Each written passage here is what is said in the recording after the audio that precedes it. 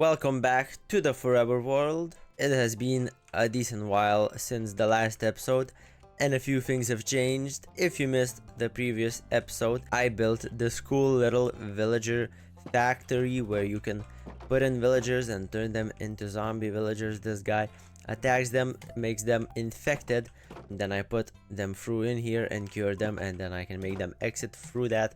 So this is a pretty simple system, but it isn't perfect, so we do run into some trouble with it because villagers can get quite annoying with the way they pathfind and the way they act, but it is what it is. As you can see, I have some copper blocks aging, but to be fair, copper is quite difficult to make. You actually need so much of it to make a decent amount of blocks, and it's honestly easier to just go mine out an entire trial chamber, to be honest. So let's do a quick recap of what I did in between episodes. So if I go into my notepad, first thing is I started placing in some of the red sand. So as you can see behind me, we have some of it placed in, only a little bit, not too much, but still got a lot more to place in. Farmed a lot of hay bales, looted villages, made the villagers breed. I pretty much went around flying in one direction and just looted all the villages, grabbed like beds, grabbed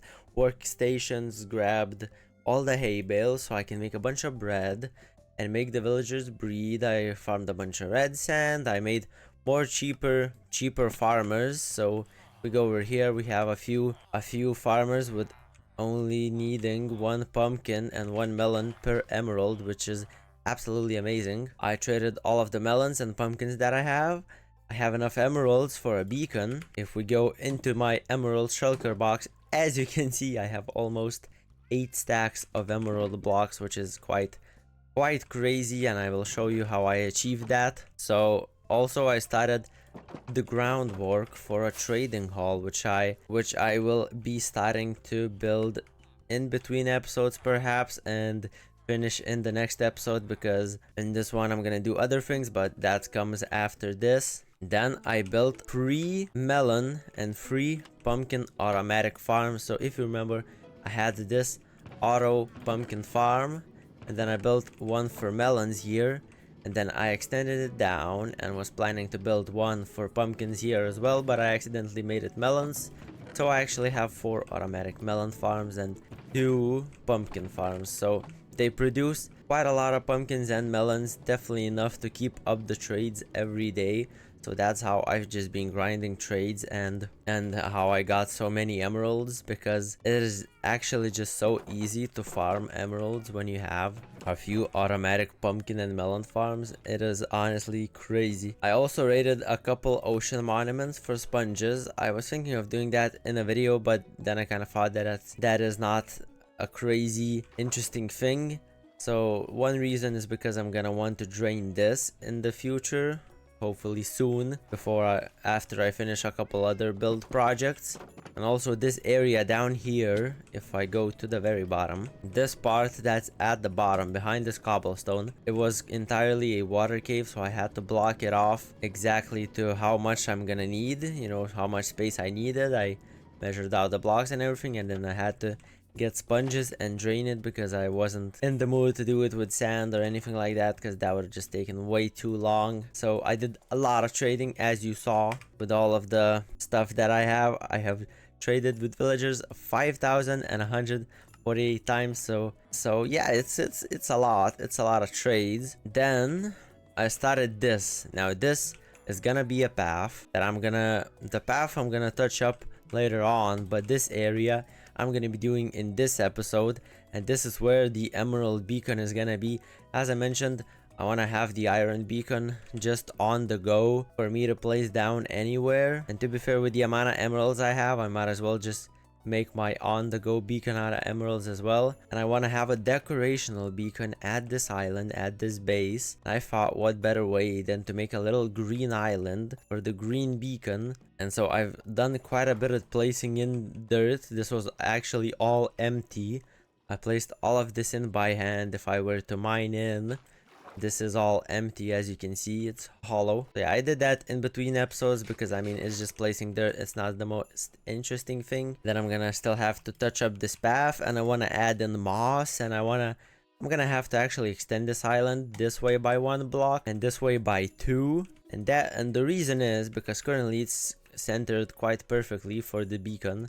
As you can see, these blocks are like a placeholder for how big the beacon is. But I thought, why not make a sextuple beacon? That is why I have these wither skulls. I was also farming them yesterday and I was pretty lucky. In the first 15 minutes I got 4 wither skulls, and then in the next like 20 minutes I didn't get a single one. So like my luck is kind of interesting. And also, as you may notice, I added in some of the details in the sand that I was talking about before. So I just added in some sandstone, some stairs, some slabs to just make it less flat, and it looks better. Also, I gotta brew up some potions. I'll explain why after, but let's go start placing in some more of the dirt. I'm also gonna have to find a lush cave. As I said, I want to place in moss here, so for that I'm gonna definitely need some. So I'm just gonna put 1 block and I have to extend it this way by 2 blocks. So let's just extend this. Okay, so this is how the beacon will be, I'm 99% sure.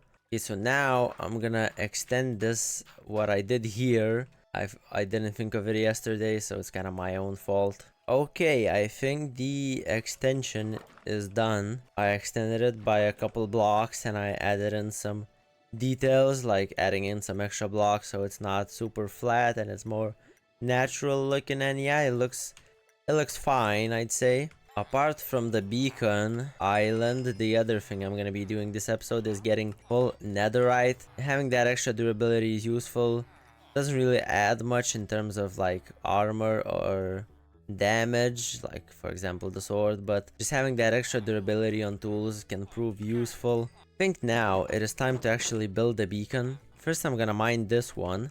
Alright, there we go. It does feel kind of empty without it there. I feel like it's better to just make all my beacons from now out of emerald blocks. Bro, look at these emerald blocks. They're so bright. I have not had a single playthrough where I had this amount of emeralds, and that is kind of crazy. Let's place this beacon down.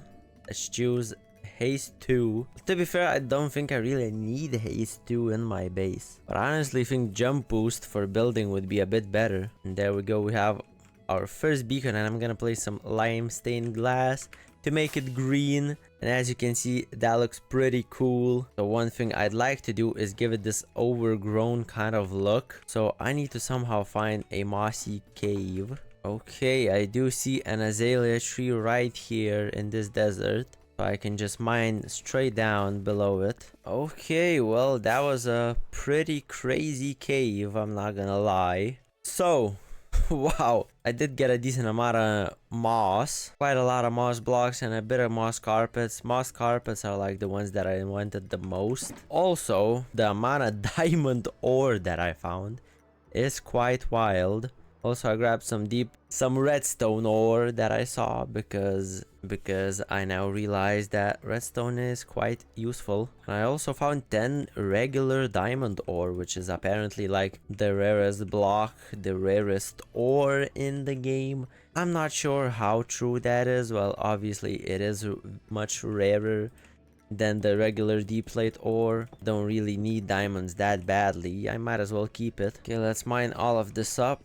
Put your guesses of how many diamonds I'm gonna get from 56 deep slate ore. Okay, my guess is that I got like maybe 2.5 stacks. I got 64 and 40. Okay, well, since I got a bunch of moss, I can start adding cool details to the beacon. Also, as you can see, I grab a little axolotl, so might as well put him in here. Right, so the first thing that I want to do with the moss is just add it in to the pathway. Don't want to make it all from moss, but I want to make it like half and half. Okay, I finished adding all the moss. I added some in here, and if you look down here, we have a bunch of moss I placed on the dirt.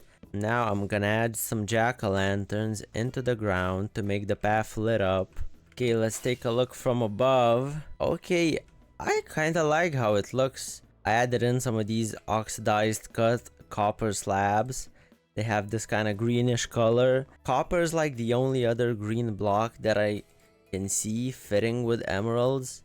Can't really think of any other green block that could fit. I feel like it blends in not too terribly, you know. I hopped on quick on a different world that I played with my friends to show you this beacon that I have. It's kind of got a similar idea, but it's gold with a bunch of pale oak, pale moss, and it looks absolutely awesome. And with the gold color, the white fits quite well.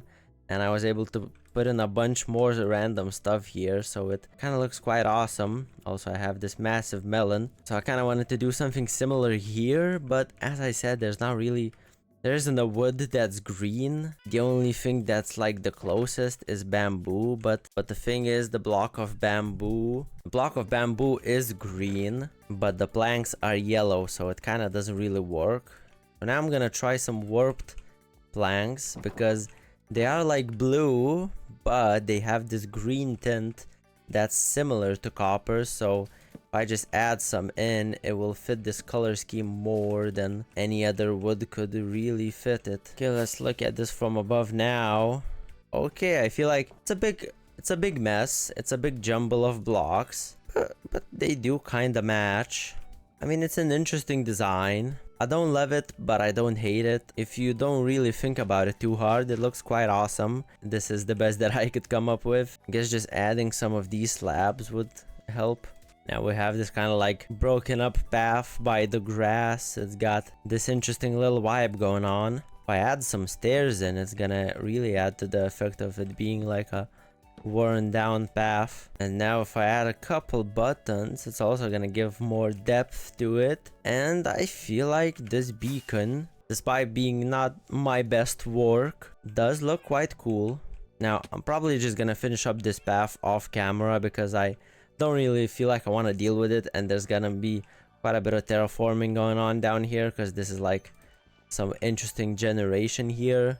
There we go, we got this cool path, we got this beacon. I do have 4 wither skulls. I'm gonna grind off camera more and try to get a whole 18. Yeah, I think that was a pretty cool, fun beacon build. Let me know what you think of it in the comments.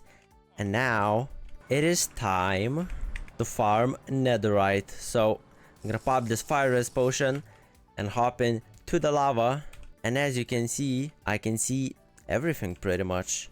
This is a result of simply no shading, or you can just add like a resource pack that gives you clear lava, or a mod that gives you clear lava.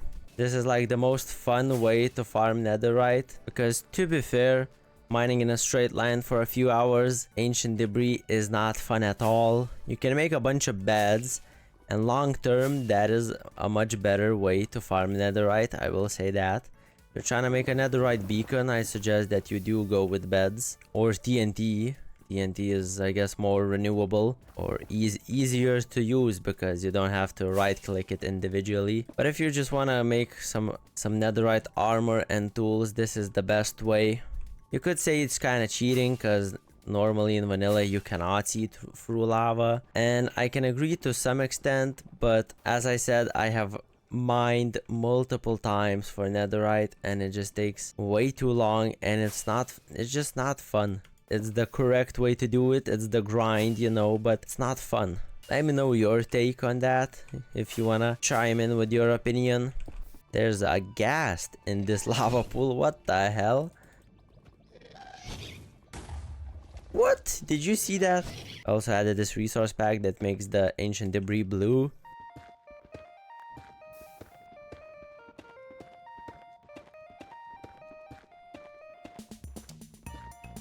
Ooh, I finally found a bastion. I do kind of technically have almost enough ancient debris for what I need, but what I do need is a smithing template, and luckily this is a treasure bastion, so I should be very likely to get the smithing template that I need for netherite. If I could get some extra in here. Ooh, a full netherite ingot and a god apple. Oh my god. Also obviously gotta grab all the gold. Ooh, we got some extra netherite scrap in here. Alright, I fully looted this treasure bastion. I got a total of 38 gold blocks and an extra of 11 gold. So sure, I missed maybe a couple chests, but that's pretty good. And with this extra netherite scrap and netherite ingot, That will be exactly 11 netherite, which is just what I was aiming for. And because the golden apple also has the enchantment glint with this rainbow one, it also looks pretty cool. I just gotta craft more of these templates. Okay, there we go. I have 12 and 11 netherite ingots, so I'm gonna have one extra kept in this chest. Okay, let's craft all of these netherite ingots. We have 11. All right, let's place this down and upgrade everything.